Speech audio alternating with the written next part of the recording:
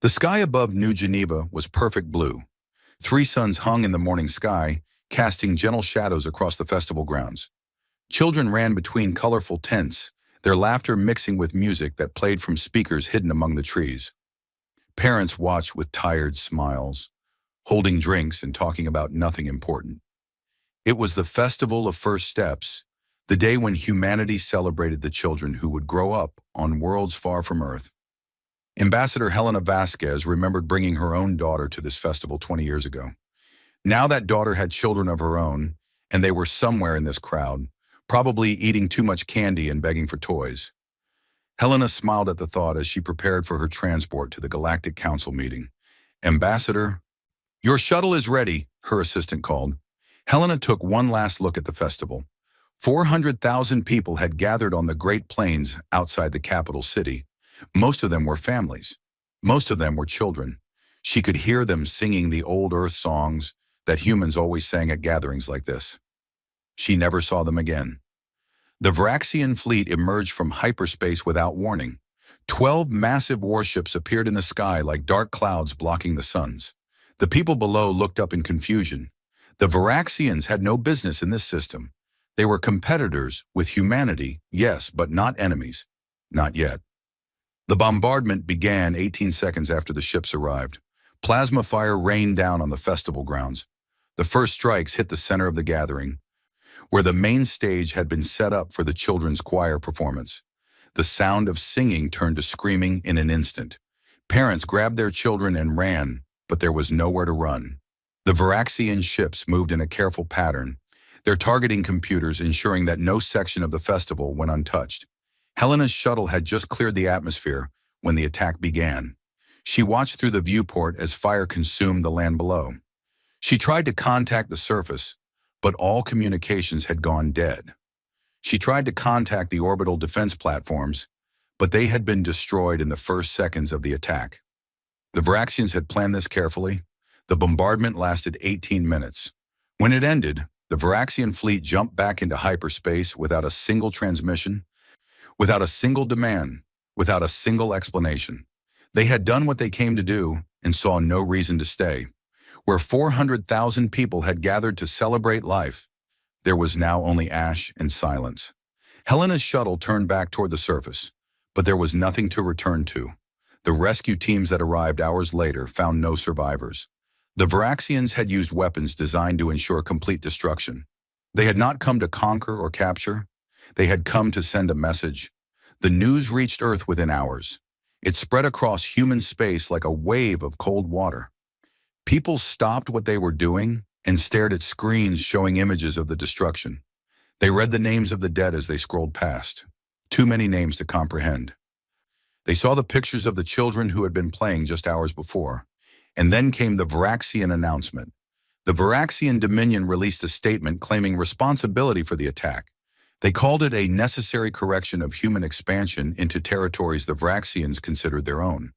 They expected humanity to respond by withdrawing from 3 contested star systems. They expected negotiations and eventual surrender of the disputed areas. They had calculated, based on 2 centuries of human behavior, that humans would choose peace over conflict. They had made a terrible mistake. Helena Vasquez stood in the great chamber of the Galactic Council, surrounded by representatives of 100 different species. The Varaxian ambassador, a tall creature with gray skin and too many eyes, was speaking with confidence about the new reality of galactic politics. He explained that humanity had overextended itself and that the Dominion had simply reminded them of their place. The other species watched carefully. Some of them had similar thoughts about humanity. The humans were soft, they believed, good at medicine and teaching and building, but not suited for the harsh realities of galactic competition. Perhaps the Varaxians had done what others had been too cautious to do. Helena waited until the Varaxian finished speaking. Then she stood and the chamber went quiet. 400,000 people, she said. Her voice was steady. Including 150,000 children, my grandchildren among them. The Varaxian ambassador showed no reaction. Regrettable casualties of political necessity, he said. Humanity should have respected our territorial claims. You forced our hand. Helena looked at him for a long moment. The other ambassadors noticed something strange. The human woman's face had changed. The diplomatic smile was gone. Something else had taken its place. Something very old and very cold. "You have made a terrible mistake," Helena said. "Not because we will destroy you, though we will. Not because we will make you suffer, though you will. You made a mistake because you woke something that we have spent 200 years trying to keep asleep." She pressed a button on her console. "As of this moment, all human diplomatic personnel are recalled from all worlds. All human aid programs are suspended. All human ships are returning to human space. Our borders are closed until further notice." The chamber erupted in confusion. Species that depended on human medical technology began to panic. Trade partners calculated the economic damage. Military strategists wondered what the humans were planning. The Varaxian ambassador laughed. "You see," he said to the assembly, "they retreat, they hide. This is the human response to strength. They are not warriors. They are prey animals pretending to be people." Helena gathered her materials and walked toward the exit. She stopped at the door and turned back. "In my culture," she said, "there is an old saying, 'Beware the anger of a patient man.' You have been dealing with humanity's patience for 2 centuries. You have mistaken our gentleness for weakness. You have assumed that because we chose peace, we were incapable of war." She looked directly at the Varaxian ambassador. "My grandchildren died singing. They were singing about hope and friendship between species. They believed in a galaxy where people could live together in peace. You killed that belief along with them. Now you will meet the humans who exist when hope is dead." She left the chamber without another word. On Earth, President Maria Santos addressed a silent world. Every screen on every human world showed her face. Behind her stood military commanders who had not worn their uniforms in decades. Their eyes were hard. "Today we activate Protocol Prometheus," the president said. "This protocol was established by our founders when humanity first reached for the stars. They hoped it would never be needed. They prepared for the day when it would be." Across human space, things began to change. Mining facilities on remote moons opened to reveal shipyards that had been building warships in secret for 200 years. Agricultural worlds revealed underground factories producing weapons that human scientists had designed but never deployed. Training academies that humanity claimed were schools for emergency response personnel began issuing real assignments. Marcus Chen was tending his garden when the notification arrived. He was 73 years old and had spent the last 30 years growing vegetables on a quiet farming world. His neighbors knew him as a gentle man who gave away most of his harvest to families who needed it. His grandchildren thought of him as the grandfather who told silly jokes and made the best dumplings in the colony. They did not know that Marcus Chen had once been Fleet Admiral Chen, commander of humanity's secret military forces. They did not know that his farming world sat above one of the largest hidden shipyards in human space. They did not know that the man who spent his mornings pulling weeds had spent his nights running war simulations against every major power in the galaxy. Marcus read the notification twice. Then he went inside and opened a closet that had been locked for 30 years. His old uniform hung there, perfectly preserved. His rank insignia had been updated remotely as the protocols required. He was still Fleet Admiral. He had always been Fleet Admiral. His granddaughter Sarah found him standing in front of the mirror, wearing the uniform. She had never seen him look like this. The gentle farmer was gone. The man in the mirror had eyes that had seen terrible things and was prepared to see terrible things again. "Grandfather," she said, "what is happening?" Marcus turned to her. Sarah was 25 years old and had trained her whole life for this moment without knowing it. The emergency response training she had received since childhood was actually military training in disguise. The strategic games her grandfather had taught her were actually tactical simulations. Everything had been preparation. "New Geneva," Marcus said. "You saw the news?" Sarah nodded. Her eyes were wet. She had friends on New Geneva. Everyone knew someone who had been at the festival. "The Varaxians think we are weak," Marcus said. "They think that because we chose to be healers and teachers, we forgot how to be warriors. They are wrong. We never forgot. We just hoped we would never have to remember." He took her hands in his. "I am sorry, Sarah. I am sorry that the galaxy did not let you live in peace. I am sorry that you will now see what humans become.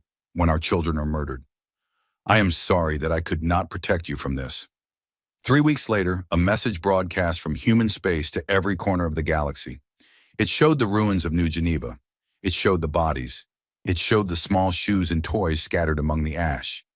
Then a voice spoke, calm and cold. We came to you as friends. We healed your sick. We educated your young.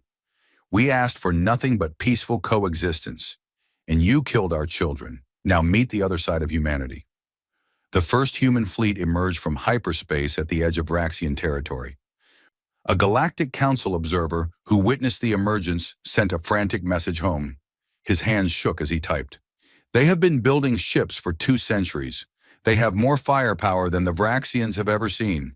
They are coming, and there is nothing in the galaxy that can stop them. We thought we knew humanity. We were wrong. The species we knew is gone. Something else is wearing their face now, and it is angry. The stars themselves seemed to dim as the human fleet advanced. The war had begun. 3 weeks of silence followed the withdrawal of humanity from galactic affairs. The Vraxian Dominion celebrated what they called a great victory. Their news channels showed images of empty human embassies and abandoned aid stations. They told their people that the soft humans had run away, just as predicted. The galaxy would soon forget the incident at New Geneva, and the natural order would be restored. The Vraxian High Commander, a decorated warrior named Korvax, addressed his military council with confidence. The humans have proven what we always suspected, he said. They are a species of merchants and doctors, not fighters. Their threats were empty noise. Within a year, they will return to the negotiating table, ready to give us everything we demanded. His intelligence officers agreed. Every analysis said the same thing. Humans had no significant military capability. Their ships were designed for transport and exploration, not war. Their population was spread across hundreds of worlds, making coordination impossible. The Vraxians had calculated every variable and found nothing to fear. They had calculated wrong. Deep within human space, something ancient was waking up. On every human world, people who had lived quiet lives were receiving messages that changed everything. Teachers, farmers, engineers, and shopkeepers opened old files and remembered old training. They had always known this day might come. Their parents had told them. Their grandparents had warned them. Now the preparation was over, and the real work would begin. Fleet Admiral Marcus Chen stood in the command center of the battleship Prometheus, named for the protocol that had brought it out of hiding. The ship was one of 3,000 that had emerged from secret construction facilities across human space. 3,000 warships built over 2 centuries, maintained by skeleton crews who had sworn oaths of secrecy, equipped with weapons that had never been tested in actual combat. Until now. Admiral, all fleet elements report ready, his executive officer announced. Awaiting your orders. Marcus looked at the tactical display. The first wave would consist of 500 ships, more than enough to overwhelm the Vraxian border defenses. The remaining fleets would follow in sequence, each wave larger than the last. The Vraxians were expecting negotiators. They would receive something very different. His granddaughter Sarah stood at the communications station. She had graduated from basic officer training just 2 weeks ago, part of the accelerated program that was turning millions of civilians into soldiers. Her hands were steady on the controls, but Marcus could see the fear behind her eyes. Good. Fear kept soldiers alive. It was the ones who felt nothing that worried him. Sarah, he said, open a channel to all ships. She nodded and activated the fleet-wide broadcast. Every human in the combined fleet heard what came next. 200 years ago, our ancestors left Earth and found a galaxy full of wonders and dangers. They could have become conquerors like so many species before them. They chose instead to become builders. They created a civilization based on healing and teaching and peaceful cooperation. They believed that if humans showed the galaxy kindness, the galaxy would show kindness in return. Marcus paused, letting the silence speak for itself.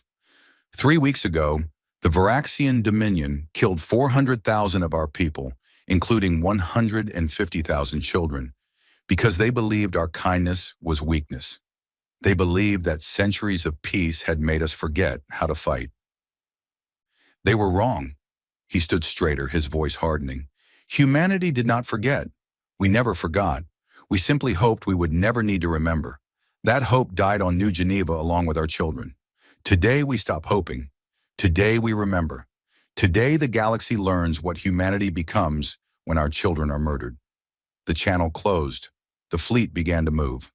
On the Varaxian border world of Corvath Prime, Defense Commander Thrax was reviewing routine reports when his sensors screamed warnings. He stared at the display, certain there must be an error. 500 contacts had appeared at the edge of the system. 500 ships, each larger than anything in the Varaxian fleet. "That is impossible," he whispered. "They have no military." His communications officer looked up with fear in his eyes. "Commander, we are receiving a transmission from the human fleet. On screen." A human face appeared. It was a woman, young but with eyes that seemed much older. She wore a military uniform that Thrax had never seen before, decorated with symbols that meant nothing to him. "This is Lieutenant Sarah Chen of the United Human Fleet," the woman said. "You have 1 hour to evacuate all military personnel from this system. Any ships that remain after that time will be destroyed. Any ships that surrender will be treated according to galactic conventions. You have 1 hour. I suggest you use it wisely." The transmission ended. Thrax stood frozen for a moment, then began shouting orders. His fleet of 40 ships was already launching, preparing to defend the system. 40 against 500. Even Thrax knew those odds were hopeless. He sent a desperate message to the Varaxian High Command. "Human fleet has entered Corvath system. Request immediate reinforcement. This is not a raid. This is an invasion." The response from High Command came 20 minutes later. "Hold position. Reinforcements en route. The humans are bluffing. They have no capability for sustained combat." Thrax watched his tactical display as the human fleet advanced. They moved with perfect coordination, each ship maintaining exact distance from its neighbors. This was not the movement of inexperienced crews. This was the movement of forces that had trained for decades. When the hour expired, Thrax gave the order to attack. His 40 ships charged toward the human line, weapons blazing. The humans did not respond at first. They simply absorbed the incoming fire with shields that glowed bright blue but did not fail. Then they returned fire. The battle lasted 12 minutes. 12 minutes to destroy 38 Varaxian warships. 2 ships had surrendered and were taken intact. Thrax himself died on the bridge of his flagship, still trying to understand how everything had gone so wrong. News of the Corvath defeat reached the Varaxian homeworld within hours. High Commander Corvax dismissed it as an ambush, a lucky strike against an unprepared garrison. He ordered the main battle fleet to assemble and crush the human invaders. He did not know that similar battles were happening on every border world. He did not know that human fleets were emerging at dozens of points along Varaxian space. He did not know that the species he had dismissed as weak was systematically dismantling his empire's defenses like a surgeon removing a tumor. On Earth, President Santos monitored the campaign from the Global Command Center. Casualty reports scrolled across her screens. Human losses were minimal. Varaxian losses were catastrophic. The war was proceeding exactly as the simulations had predicted. A message arrived from Ambassador Helena Vasquez, who had rejoined the Galactic Council to observe their reactions. "The other species are terrified," Helena wrote. "They had no idea. None of them had any idea. The Solari ambassador told me they always suspected, but even they are shocked by the scale. The question everyone is asking is the same. What else have the humans been hiding?" The answer to that question arrived at the Varaxian homeworld 3 weeks into the campaign. A single human ship appeared in orbit around Varaxia Prime, but it was not like the warships that had devastated the border fleets. This ship was enormous, larger than any station the Varaxians had ever built. It hung in the sky like a moon that had wandered too close. High Commander Corvax ordered every available ship to attack. 300 vessels opened fire on the giant craft. The ship's shields absorbed the bombardment without visible effect. Then it spoke. "I am the carrier Prometheus, flagship of the United Human Fleet. I carry no weapons. I carry no soldiers. I carry a message." The ship broadcast directly to every screen on the Varaxian homeworld. Civilians looked up at the impossible craft and listened. Your leaders told you that humans were weak. Your leaders told you that attacking New Geneva was a political necessity. Your leaders told you that we would retreat and surrender. Your leaders lied. Images began to play. The festival of first steps, children singing, families dancing, then the attack, the fire, the ash, the small bodies. 150,000 children died because your leaders believed that kindness was weakness. They were wrong. Humans chose to be kind because we know what we are capable of when kindness fails. Your leaders have now awakened that capability. The broadcast shifted to show the burning wreckage of Varaxian warships across a dozen star systems. It showed military bases reduced to rubble and orbital stations drifting lifeless in space. We have not attacked your civilians. We have not bombarded your cities. We have not killed your children. We could. We have the capability to sterilize every world in your empire. We have weapons your scientists cannot imagine. We have chosen not to use them. The carrier Prometheus began to withdraw. This is not mercy. This is a demonstration. We want you to understand exactly what we could do and exactly what we are choosing not to do. Your leaders made war on our children. We are making war on your military. See the difference. Remember the difference. Tell your leaders to remember the difference when they decide whether to continue fighting or to surrender. The giant ship jumped into hyperspace and vanished. On the surface, Varaxian citizens stood in the streets, staring at the empty sky. They had believed their leaders. They had celebrated the attack on New Geneva. Now they understood the truth. They had not attacked a weak species. They had attacked a sleeping giant and had only just begun to feel its anger. High Commander Korvax received reports from every front, defeat after defeat, his entire border defense network destroyed in less than a month, supply lines cut, communications disrupted. The humans were not just winning. They were winning with such precision that it seemed almost scripted. How? He demanded of his intelligence officers. How do they know exactly where to strike? How do they predict our every movement? The answer came from an analyst who had been studying human culture for decades. They have been running war simulations against us for 200 years, she said. Every trade negotiation, every diplomatic exchange, every cultural program was also an intelligence operation. They know everything about us, our tactics, our strategies, our weaknesses. They have planned for this war since the day they entered the galaxy. Korvax stared at her. Then why did they not attack first? If they had this power, why did they wait? The analyst shook her head. Because they did not want to use it. They truly wanted peace. They hoped we would never give them a reason to fight.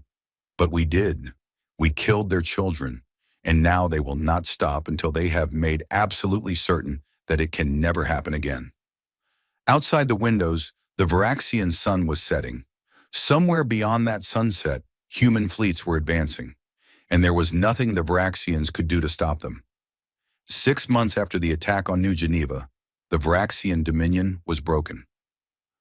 Their once proud military had been reduced to scattered remnants hiding in asteroid fields and abandoned stations. Their economy had collapsed as human forces cut every supply line and trade route. Their government was fragmenting as regional governors blamed each other for the disaster. High Commander Korvax sat in his bunker beneath the capital city of Raxia Prime, staring at reports that seemed more like nightmares than military documents. Every offensive had failed. Every defensive line had crumbled. The humans seemed to know exactly where to strike and exactly when to strike. They fought with a cold efficiency that Korvax had never seen in any species. And yet they had not killed civilians. Not one bombardment of a population center. Not one attack on a hospital or school. They destroyed military targets with surgical precision and left everything else untouched. This terrified Korvax more than anything else. An enemy seeking revenge would burn everything. An enemy with this kind of control was planning something much worse than destruction. The human fleet had surrounded Varaxia Prime, but had not attacked.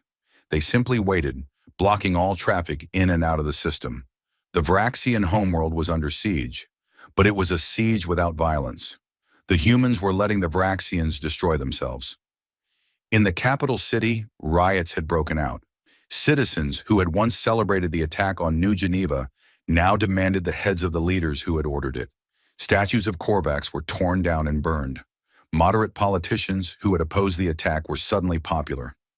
Hardliners who had championed it were hiding or dead. Admiral Marcus Chen watched the chaos from the bridge of his flagship. Sarah stood beside him, monitoring communications from the surface. The Varaxian news channels were showing footage of government buildings on fire, set ablaze by their own people. "They are tearing themselves apart," Sarah said. "Should we intervene?" Marcus shook his head. "This is not our war to fight. The Varaxians who ordered the attack on New Geneva must answer to their own people. If we occupy their world, we become conquerors. If we let them find their own justice, we remain liberators." Sarah frowned. "Is there a difference?" "There is always a difference. Conquerors are hated. Liberators are remembered." Marcus turned to face her. "We did not start this war to rule the Varaxians. We started it to ensure they could never harm our children again. That goal is almost complete." A communication request arrived from the Varaxian surface. Marcus nodded, and Sarah opened the channel. A Varaxian face appeared on screen. This was not a military commander or government official. It was an older female with tired eyes and gray skin marked by scars of age. She wore simple civilian clothing. "I am Elder Threnix," she said. "I speak for the Coalition of Moderate Voices. We have taken control of the civilian government after the military council's collapse. High Commander Korvax is in custody, along with the other architects of the New Geneva attack. We wish to negotiate a surrender." Marcus studied her face. The Coalition of Moderate Voices had been a minor political faction before the war. They had publicly opposed the attack on New Geneva and had been ignored. Now they were the only legitimate authority left on Varaxia Prime. "What terms do you propose?" Marcus asked. Elder Threnix bowed her head. "We propose unconditional surrender. We ask only for mercy for our civilians, who did not order the attack and did not want the war. We offer the war criminals for whatever justice you require. We offer full access to our military records so you can confirm the destruction of all weapons. We offer everything we have. We have nothing left to bargain with." The bridge was silent. Officers who had lost friends and family at New Geneva watched the screen with hard eyes. Some wanted vengeance. Some wanted the Varaxians to suffer as they had suffered. The desire was understandable. Marcus took a long breath. "Elder Threnix, humanity accepts your surrender. We will not occupy your world. We will not harm your civilians. We will not demand reparations that would destroy your economy. But we will require 3 things. The elder waited, her expression guarded. "First, the individuals who planned and ordered the attack on New Geneva will stand trial before an interspecies tribunal. This trial will be public. Every species in the galaxy will see the evidence of what was done and why." Threnix nodded. "This is fair." "Second, your military will be dismantled completely. You will retain only defensive forces sufficient to protect your homeworld from pirates and natural disasters. You will have no capability to project force beyond your own system for at least 1 generation." Threnix winced but nodded again. "This is harsh but understandable." "Third, you will participate in a cultural exchange program with humanity. Your young people will learn our history. Our young people will learn yours. We will work together to ensure that both our species understand how this war began and why it must never happen again." The elder looked confused. "You want us to teach your children?" "I want our children to know you as people, not as monsters. And I want your children to know us as people, not as conquerors. The greatest protection against future wars is understanding. We will build that understanding together, or we will wait for your grandchildren to make the same mistakes your leaders made." Threnix stared at him for a long moment. Then she began to weep. "We expected destruction," she said. "We expected our cities to burn and our people to die. We expected you to be like us, only stronger. But you are not like us at all, are you?" Marcus shook his head. "We are exactly like you. That is what frightens us. Humans have committed atrocities throughout our history. We have burned cities and murdered children and destroyed civilizations. We know exactly what we are capable of because we have done it before. We built a peaceful civilization not because we are naturally peaceful, but because we chose to be better than our history. You killed our children, and for a moment, we almost forgot that choice. We almost became what you expected us to become. He paused, his voice heavy with exhaustion.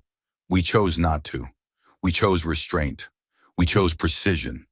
We chose to destroy your military and spare your civilians. Not because you deserved mercy, but because we could not afford to become the kind of species that kills children in revenge for killed children. That path has no end. We found the end of it once, long ago, and we will not walk it again. The surrender was formalized 3 days later. Human forces landed on Varaxia Prime, but they did not march through the streets as conquerors. They set up medical stations and food distribution centers. They helped repair infrastructure damaged by the civil unrest. They treated Varaxian civilians with the same professionalism they would have shown their own people. The Galactic Council watched in disbelief. Species that had expected humanity to destroy the Varaxians instead saw humans helping them rebuild. Ambassadors who had feared being the next target of human aggression began to wonder if they had misunderstood everything. The Solari ambassador requested a private meeting with Helena Vasquez. She met him in the rebuilt human embassy on the council station, surrounded by images of New Geneva that would never let anyone forget why the war had happened. I must ask you something, the Solari said. Your people had the power to destroy the Varaxians completely. You chose not to. Why? Helena considered the question carefully.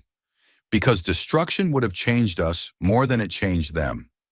The Varaxians who ordered the attack on New Geneva are dead or in prison. The Varaxians who carried it out are dead or surrendered. The Varaxians who remain are civilians who did not choose this war any more than our children chose to die in it. Destroying them would not bring our children back. It would only prove that we had become the kind of species that kills children. The Solari nodded slowly. Among my people, there is a saying, the true test of power is in its restraint. You have passed a test that many species never face. Helena smiled sadly. We did not want to be tested. We wanted to grow vegetables and teach children and explore the stars. We wanted to believe that kindness was enough to keep us safe. We were wrong. Now we must find a way to be both kind and strong.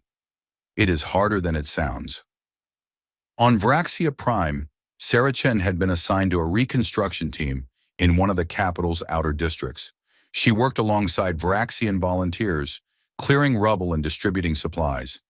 At first, the Varaxians avoided her. They feared her uniform and her species and the power that both represented. Gradually, that fear began to fade. Sarah helped a Varaxian family repair their home. She played with Varaxian children who had never met a human before. She learned words in their language and taught them words in hers. She showed them that the monsters they had been told about were just people like them. One evening, a Varaxian mother approached her. The woman's eyes were wet with tears. My brother was on one of the ships your fleet destroyed, she said. He was a gunner on a cruiser. He died in the first week of the war. Sarah stood still, unsure how to respond. She had fired weapons in that first week. She might have killed this woman's brother herself. I hated you, the mother continued. I hated all humans. You took my brother from me, and I wanted every one of you to die. She paused, struggling to find words. Then I watched you help rebuild my neighbor's house. I watched you feed our children when our government could not. I watched you treat our wounded when our doctors ran away. And I realized something. What? Sarah asked. We attacked you first. We killed your children first. And instead of killing ours, you helped them. The mother reached out and took Sarah's hand. I do not understand your species. I do not understand how you can be so strong and so gentle at the same time. But I want to understand. I want my children to understand. I want this war to mean something more than death and grief. Sarah squeezed her hand. That is all we want too. Understanding. Maybe if we build enough of it, no one will ever have to lose a brother or a child to war again. The mother smiled through her tears. You truly believe that is possible? Sarah looked up at the stars, visible now that the fires had stopped burning. Somewhere up there, her grandfather was commanding a fleet powerful enough to destroy worlds. Somewhere up there, human ships waited with weapons that could end civilizations. And yet they had chosen restraint. They had chosen mercy. They had chosen to build rather than destroy. I have to believe it is possible, Sarah said. Otherwise, what was the point of any of this? We survived. We won. Now we have to prove that winning means something. The stars glittered above them, silent and eternal, watching two species begin the long process of learning to trust each other again.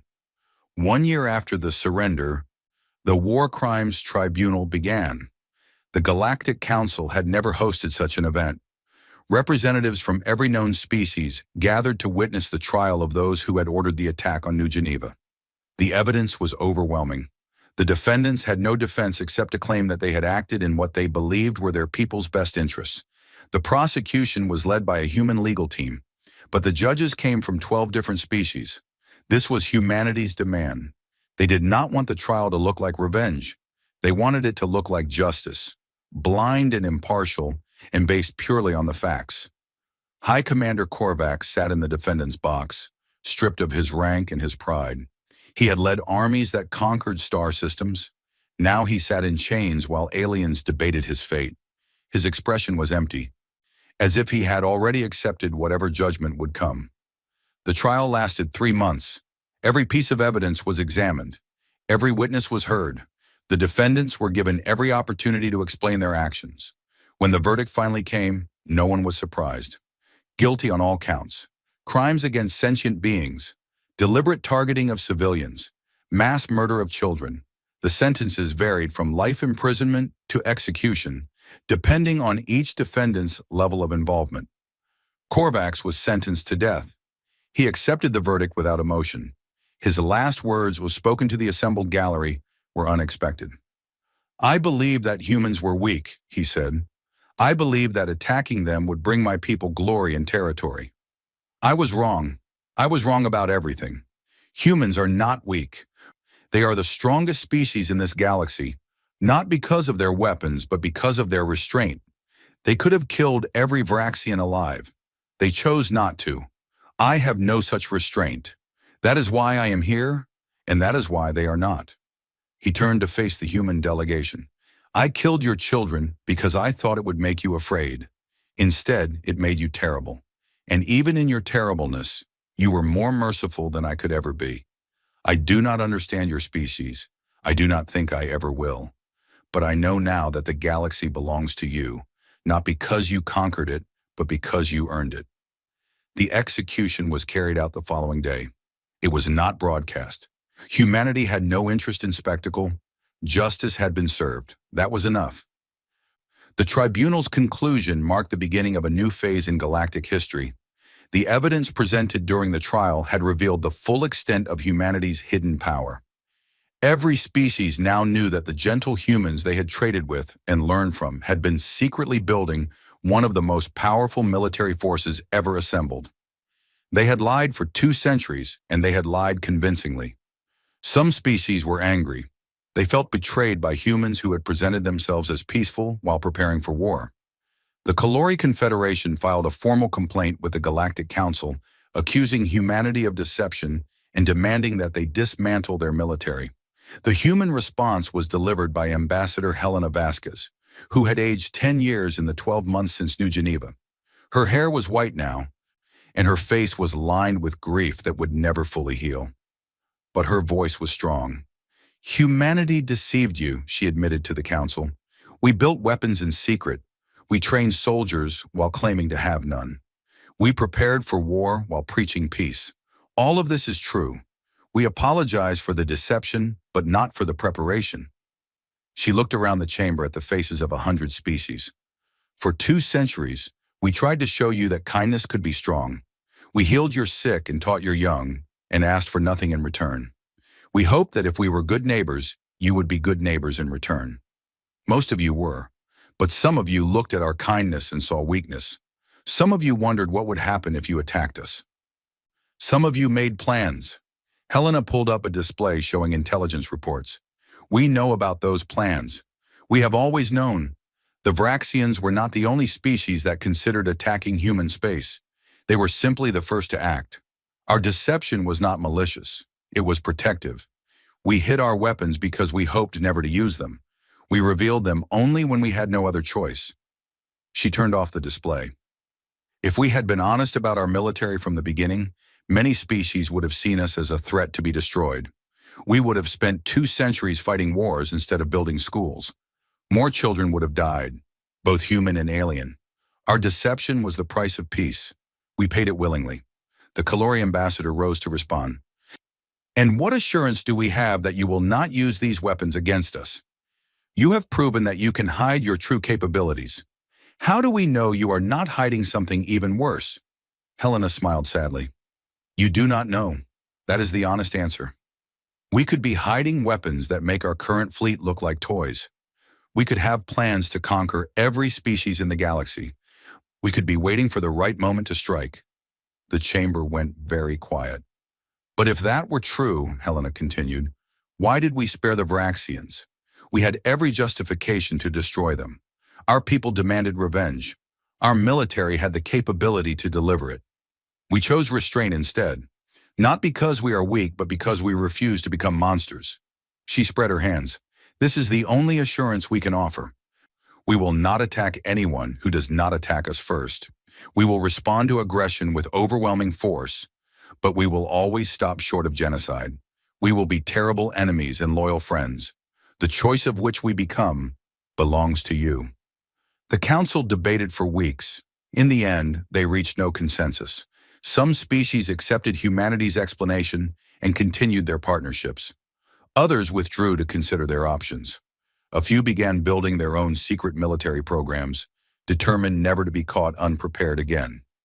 Admiral Marcus Chen retired from active duty 6 months after the tribunal. He returned to his farm and resumed growing vegetables. His uniform went back into the closet, though this time it was not locked. There would be no more hiding. Everyone knew what he was and what he had done. Sarah visited him on the anniversary of New Geneva. She was a commander now, responsible for a humanitarian mission on a Varaxian colony world. The reconstruction was going well. Schools had reopened. Hospitals were functioning. Varaxian children were learning to read from human teachers who had volunteered for the program. They sat on the porch of his farmhouse, watching the sunset paint the sky in shades of orange and purple. The garden stretched out before them, rows of vegetables growing in peaceful soil. It was hard to believe that the man who had commanded fleets capable of destroying worlds now spent his days pulling weeds. Do you ever regret it? Sarah asked. Coming out of retirement, fighting the war. Marcus considered the question. I regret that the war was necessary. I regret that we could not find another way. I regret every life that was lost on both sides, including the Varaxian lives. But do I regret my part in it? No. Someone had to do it. Someone had to lead the response that ensured our children would be safe. He looked at his hands, calloused from farming, but still capable of operating the most advanced military systems ever built. I spent 30 years growing vegetables and hoping the war would never come. When it came, I did what I had been trained to do. Now I am back to growing vegetables and hoping I never have to fight again. Sarah nodded slowly. The Varaxian children on my mission do not know what happened at New Geneva. They are too young. They only know humans as the teachers who help them learn and the doctors who make them well. Sometimes I think that is the most important work we can do. Building new memories to replace the old ones. Marcus smiled. That is why we fight, not for revenge, not for glory. We fight so that the next generation can live in peace. If we do our job well, your children will never have to know what it feels like to command a warship. They will think of war as something from history books, not as something that happens in their lifetime. Do you think that is possible? Marcus looked up at the stars, just beginning to appear in the darkening sky. I hope so. I have spent my whole life preparing for war while hoping for peace. Now I am an old man with dirt under his fingernails and memories of battles I wish I could forget. If my service means anything, it means that young people like you can focus on building instead of destroying. That is enough for me. Sarah reached over and took his hand. Thank you, grandfather, for everything. They sat together in silence, watching the stars emerge. Somewhere out there, human ships still patrolled the border between human space and the territories that had once belonged to the Varaxian Dominion. Somewhere out there, diplomats were negotiating new treaties and establishing new relationships. Somewhere out there, the galaxy was slowly coming to terms with the reality of human power. But here on this quiet farm, an old warrior and his granddaughter simply watched the sunset and allowed themselves to hope that the darkness they had fought would never return. The night deepened around them. peaceful and still. In the morning, Sarah would return to her mission, and Marcus would return to his garden. The work of healing would continue one day at a time, one generation at a time. That was the human way. That had always been the human way. Even in darkness, they planted seeds and waited for the light. 5 years had passed since the attack on New Geneva. The galaxy had changed in ways that no one could have predicted. The old Galactic Council had dissolved, its authority undermined by years of ineffective responses to conflicts that had nearly torn civilization apart. In its place rose the Galactic Union, a new organization built on principles that humanity had insisted upon. The Union's headquarters orbited a neutral world chosen specifically because no species had ever claimed it. The station was massive, large enough to house representatives from every known civilization. At its center stood a memorial that every visitor was required to pass. It showed images from New Geneva, children playing, families gathering, the moment before everything changed. Below the images, names scrolled endlessly. 400,000 names, a reminder of what had started it all. Ambassador Sarah Chen stood before the Union Assembly, preparing to deliver her first address as humanity's chief representative. She had come a long way from the young officer who had watched her grandfather lead fleets to war. Now she was the face of human diplomacy, the person responsible for ensuring that the sacrifices of the past would not be forgotten. The assembly chamber was full. Representatives from 100 species watched her with expressions ranging from respect to suspicion to open curiosity. They knew who she was. They knew her family's role in the war. They knew that the woman standing before them had personally helped rebuild Vraxian communities that her grandfather's forces had devastated. "Thank you for this opportunity to address the Union," Sarah began.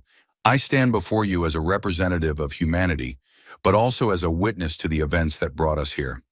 I was there when the war began. I was there when it ended. I watched my people transform from peaceful neighbors into the most effective military force the galaxy had ever seen. And I watched them choose to stop." She paused, letting her words settle. 5 years ago, the Vraxian Dominion killed 400,000 human civilians, including 150,000 children. They believed this would make us afraid. They believed we would retreat and surrender and accept whatever terms they offered. They were wrong. But they were not wrong in the way they expected. Sarah pulled up a display showing the human fleet at its peak strength. Thousands of ships, weapons beyond counting, the combined might of a civilization that had been preparing for war since the day it reached the stars. We could have destroyed them. Every military analysis agrees on this point. We had the capability to sterilize every Vraxian world, to wipe their species from existence, to ensure they would never threaten anyone again. Some of our people demanded exactly that. They had lost children, parents, siblings. They wanted revenge, and they had the power to take it. She turned off the display. We chose not to, not because we are naturally merciful, not because we are incapable of hatred. We chose restraint because we had learned through centuries of our own terrible history that revenge is a poison that destroys the one who drinks it. We had already walked the path of genocide once, long ago on our homeworld. We knew where it led. We refused to walk it again. The chamber was silent. Species that had expected a triumphant speech about human superiority found themselves listening to something very different. Today, I want to talk about what comes next. The war is over. The criminals have been punished. The Vraxians are rebuilding under new leadership. But the questions that started the war remain unanswered. How do we build a galaxy where children are safe? How do we create trust between species that have every reason to fear each other? How do we ensure that what happened at New Geneva never happens again? Sarah stepped away from the podium and walked among the representatives. She stopped before the Vraxian delegation, a group of young reformers who had risen to power after the old government collapsed. The Vraxians are here today as members of the Union. Many of you questioned this decision. Why should we trust the species that murdered our children? Why should we give them a voice in our councils? The answer is simple, because the alternative is worse. If we exclude them, we teach them that redemption is impossible. If we punish the innocent for the crimes of the guilty, we become no better than the ones we defeated. She moved to the center of the chamber. Humanity has learned many lessons from this war. We learned that our kindness was not enough to keep us safe. We learned that some species will always see gentleness as weakness. We learned that peace must be protected by strength, even if that strength is never used. But we also learned something else, something more important. Sarah looked around the chamber, meeting the eyes of representatives from species that had feared humanity, species that had envied humanity, species that had wondered what humans were really capable of. We learned that our greatest strength is not our weapons or our fleets or our technology. Our greatest strength is our ability to choose. We can choose to destroy or to rebuild. We can choose to hate or to forgive. We can choose to become monsters or to remain human. Every day we make that choice. Every day we decide what kind of species we want to be. She returned to the podium. The new Geneva Accords, which form the foundation of this union, require every member species to protect children above all else. Any attack on children, by any species, will be met with the united response of all others. This is not just a law, it is a promise that what happened to our children will never happen to anyone's children again. Sarah's voice softened. I lost cousins at New Geneva. My grandfather lost his son and grandchildren. Ambassador Helena Vasquez, who led our diplomatic efforts during the war, lost her entire family. We carry that grief every day. We will carry it until we die. But we refuse to let that grief define us. We refuse to let it turn us into the very thing we fought against. She looked directly at the Vraxian delegation. To the Vraxians, I say this: you are not your parents. You are not the ones who ordered the attack. You have the opportunity to build something new, to prove that your species can be more than its worst moment. We will help you if you let us. Not because you deserve it, but because the alternative is a galaxy where species are forever defined by their failures. That is not the galaxy we want to live in. She turned to the broader assembly. To everyone else, I say this: humanity is not your enemy. We are not your masters. We are your neighbors, your partners, your friends.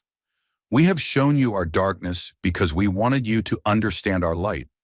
We have shown you what we are capable of because we wanted you to know that when we choose peace, we choose it deliberately, knowing the full cost and the full alternative. Sarah raised her hand toward the memorial visible through the chamber's windows. 400,000 people died so that this union could exist, not because we wanted them to die, not because their deaths were necessary. They died because someone believed that killing children was an acceptable political tactic. We built this union to ensure that no one ever believes that again.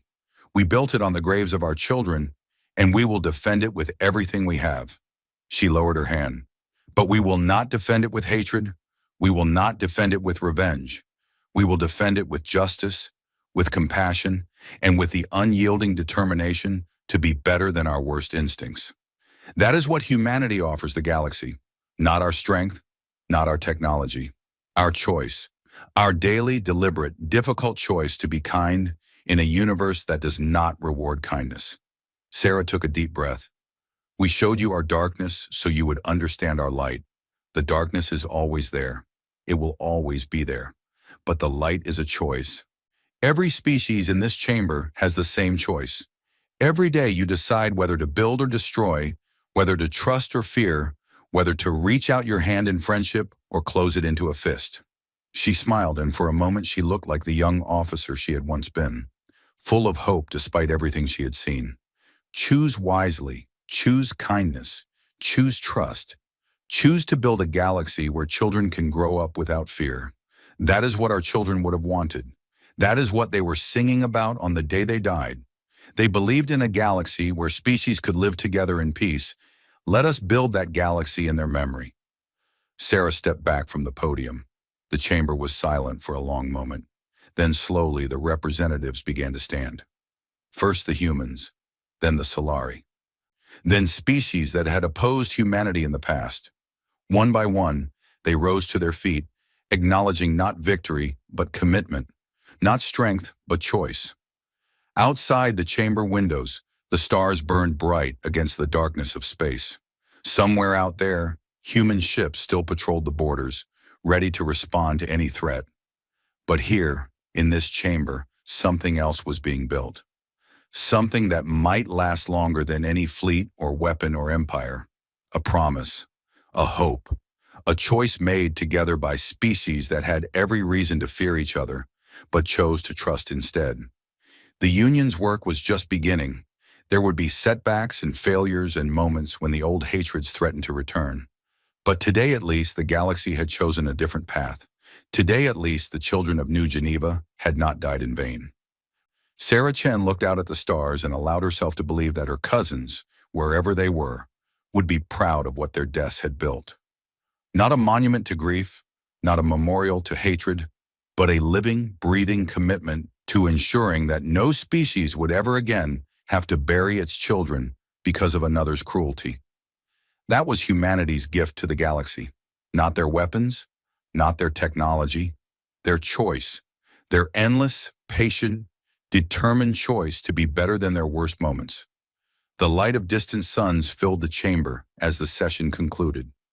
Outside, the galaxy waited, and somewhere in that vast darkness, seeds that had been planted in blood and grief were finally beginning to grow toward the light.